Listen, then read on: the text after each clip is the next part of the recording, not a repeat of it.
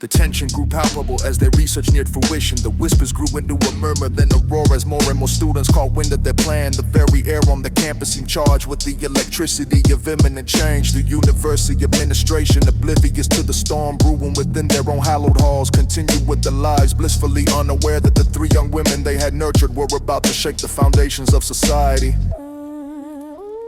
One by one, they gathered in the university's underground lab, a place where the line between innovation and madness was as thin as a spider's thread. The air was thick with anticipation, the smell of chemicals, a heady perfume that intoxicated them with the promise of power. Rachel's words were a battle cry, Leah's strategies a war plan, and Miriam's discovery the weapon that would bring the enemy to its end. As the final vial of the serum took shape, Clara's ghostly presence seemed to hover over them, a spirit of silent cheer in their ears. They had done it, they had created the means to end the tyranny of men.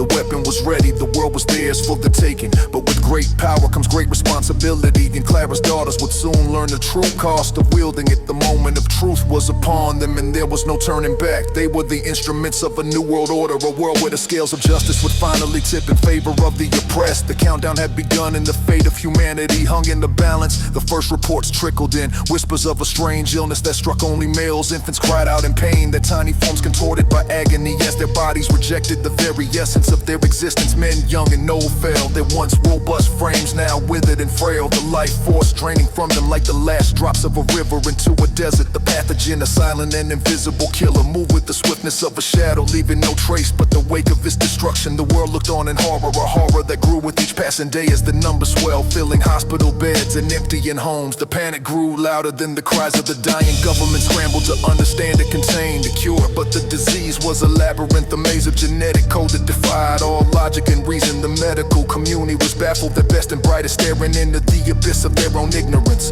The world was a stage for the horrors they had unleashed, and the sisters watched from the shadows, their hearts pounding in the chest with a mix of excitement and dread. They had set into motion a chain reaction that could not be stopped, a biological time bomb that ticked away the last moments of male dominion. But as the pathogen spread, so too did the whispers of its origins. The whispers grew into shouts, the shouts into accusations. The authorities began to close in the net, tighten around the secret society that had dared to challenge the natural order. Rachel, Leah, and Miriam knew that the time for secrecy was over. They had to act quickly to seize control of the narrative before it was too late. The revolution was no longer a distant dream, it was a living, breathing beast that demanded the constant attention. They had to be ready to lead the charge into the future they had created, even if that future was shrouded in the shadows of the past. The sisters stepped into the light, their faces set with the determination of those who were seen the face of destiny. Rachel's voice echoed through the streets, a siren's call to arms for all who had suffered under the yoke of male rule. Leah's plans unfolded like the petals of a deadly flower, each action calculated to maximize the chaos and confusion that reigned. And Miriam, the silent architect of revolution, watched as her creation wove its deadly dance through the fabric of the world. The pathogen had become the herald, the grim reaper of a new age where women would rise and men would fall.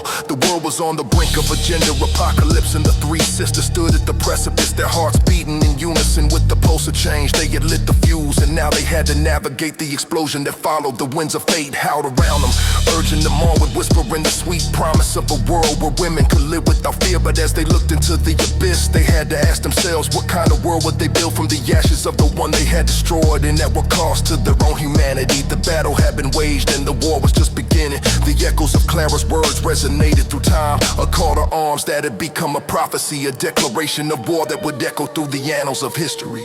For the sake of all who came before us and all who will come after, we fight.